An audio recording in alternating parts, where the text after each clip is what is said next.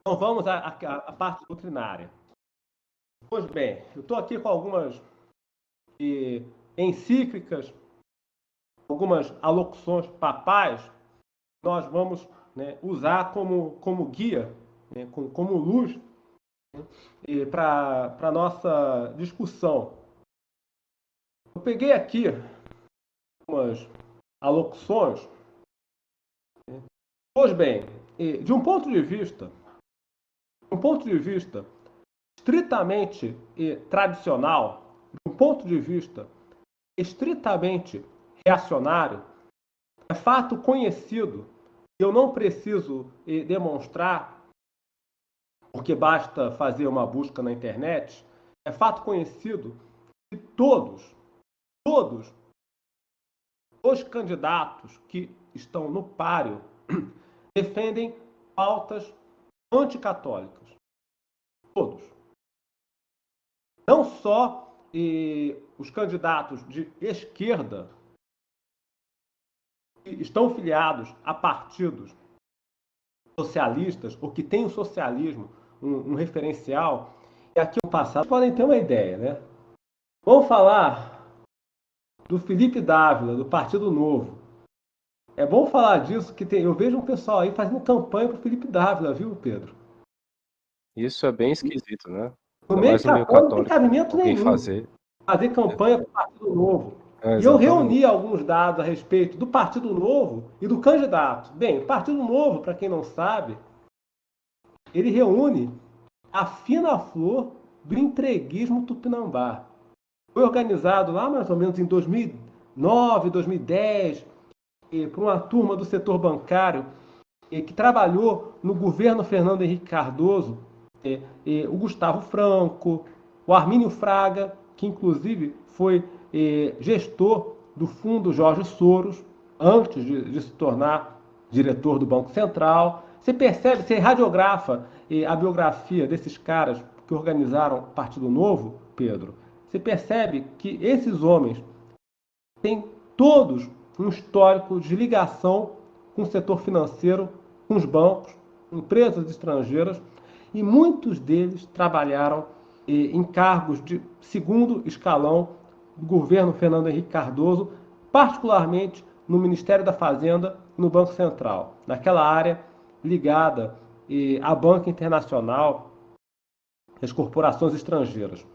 O Armínio Fraga, o Pedro Malan, o Gustavo Franco, essa turma toda aí, ligada à Febraban, eles se reúnem num think tank lá em Brasília, chamado Casa das Garças. Procurem na internet, Casa das Garças, e olhem quem são os membros.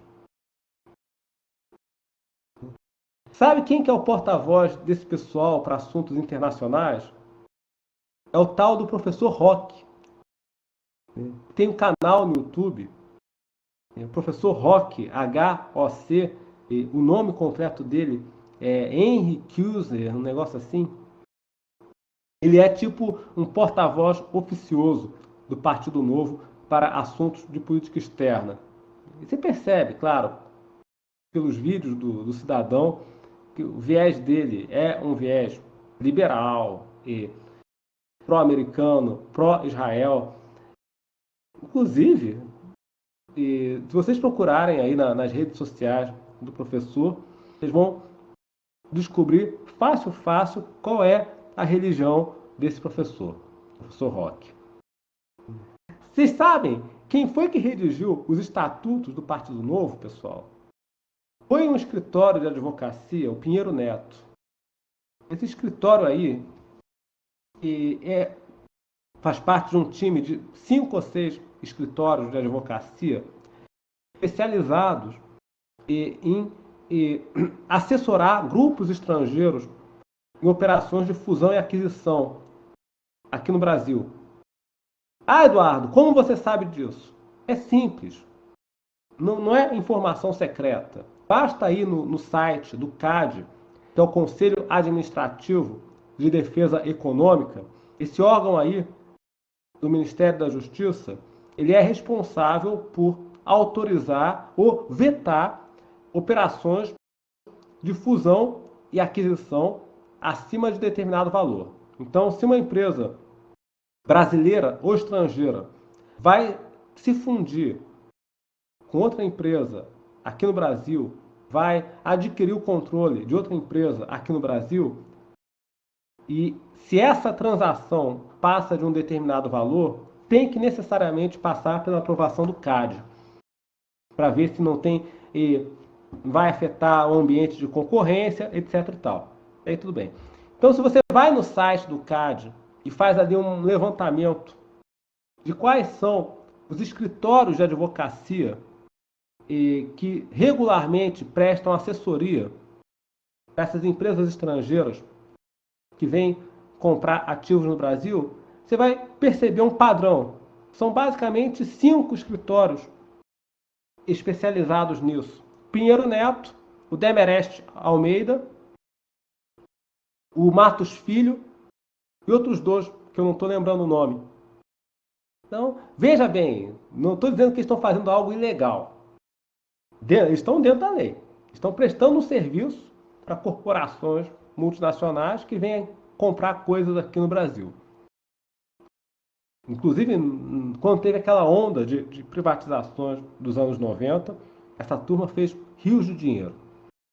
E por acaso, os estatutos e as atas do Partido Novo foram redigidos por um desses escritórios de advocacia especializados nesse serviço aí, que é o escritório Pinheiro Neto. Então, vocês comecem a ligar, você começa a traçar o perfil. Então, o pessoal da banca, todo mundo ali na Casa das Garças, partido assumidamente liberal. Vamos falar um pouco, pessoal, do candidato. Aí vamos olhar o programa dele. Engraçado, né? Eu acho engraçado ele começar o programa falando mal do PSDB, sendo que a relação entre o Novo e o PSDB é umbilical. Ele fala, olha só, o programa econômico é muito esquisito. Transformar o Brasil na primeira nação do planeta com uma economia totalmente adaptada à era do carbono zero. Começando pela Amazônia. É a República de Gaia, minha gente. Isso aí é o programa da Marina Silva, apresentado em 2018. Programa Brasil Carbono Zero. Isso aí é basicamente uma agenda de desindustrializar o país. Transformar o país em um fiel seguidor dessas pautas ambientalistas ditadas lá fora. Olha só, os 3 vetores do programa econômico: economia verde, abertura comercial e gestão pública dedicada a servir o cidadão. Outra coisa que me chamou a atenção nesse programa, a ênfase muito grande em exemplos da Nova Zelândia e da Austrália. Não me cheira bem essa admiração deles por esses países. Reduzir o desmatamento aqui, gente, pessoal, isso aqui é muito importante. Uma solução via créditos de carbono, green bonds. Sabe o que é isso? Isso aí é um programa bolado lá pelo Fórum Econômico Mundial, e por meio do qual os países atrasados vão preservar áreas do seu território de qualquer atividade econômica em troca de receber uma remuneração, chamados green bonds.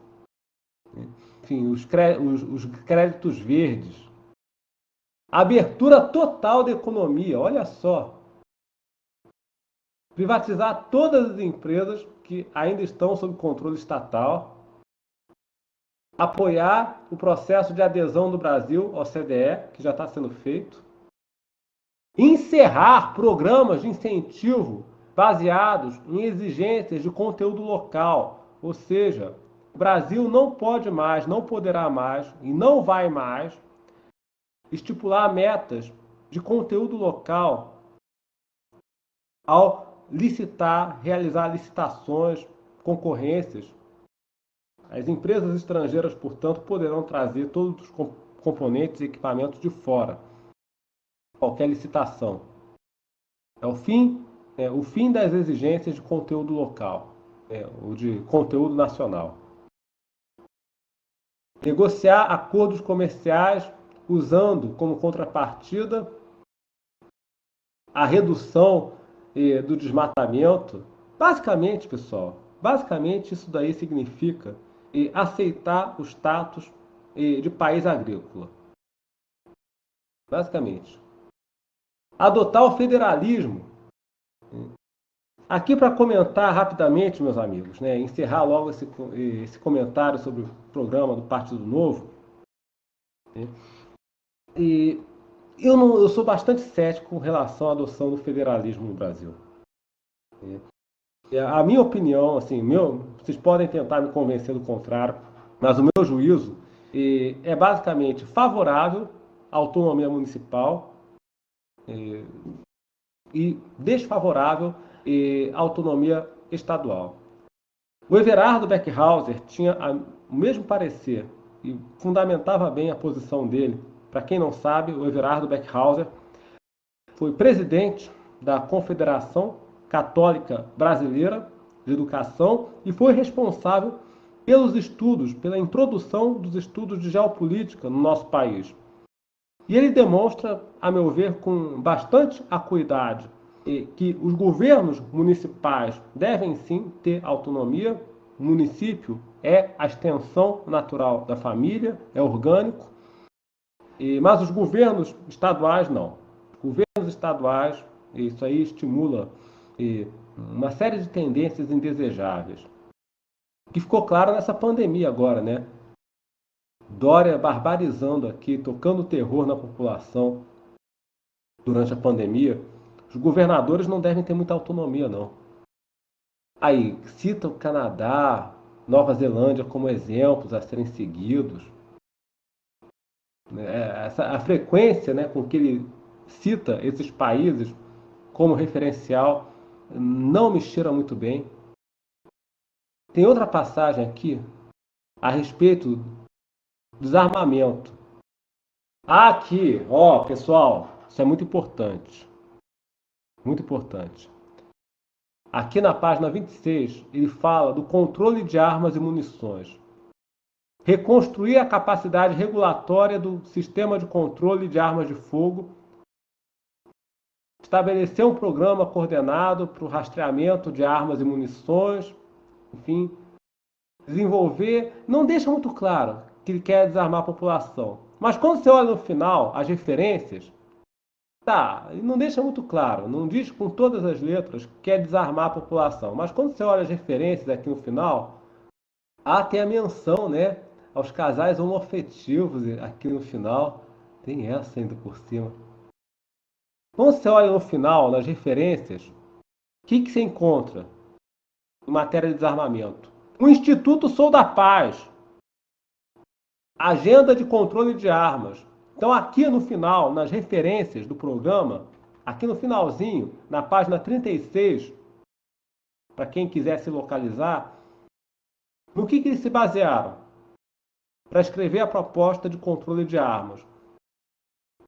Nesse documento do Instituto Sou da Paz, uma ONG desarmamentista, sediada lá no Rio de Janeiro, fundada por um cidadão, o Barros. Eu não estou lembrando o nome completo dele, mas esse cidadão foi fichado por subversão nos anos 60. Ele que se meta a negar, porque não estou lembrando aqui o nome do fundador do Instituto Sou da Paz, Medeiros, alguma coisa. Eu tenho inclusive o livro dele. Esse camarada foi fichado por subversão lá nos anos 60. Depois tem uma história muito esquisita de envolvimento com a Embaixada Americana. Esse é o fundador do Instituto Sou da Paz, uma ONG desarmamentista, que pelo que consta aqui, foi nos estudos dessa ONG que o Partido Novo se baseou para formular a sua política de controle de armas. Então, meus amigos, vocês aí que querem ter o direito de se defender, saibam que o Partido Novo não está ao lado de vocês. Engraçado, né? Eles são a favor da liberdade para tudo, mas para aquilo que é mais essencial, que é a legítima defesa, eles são contra, por algum motivo. Que partido esquisito. E tem aqui o Emael, para finalizar.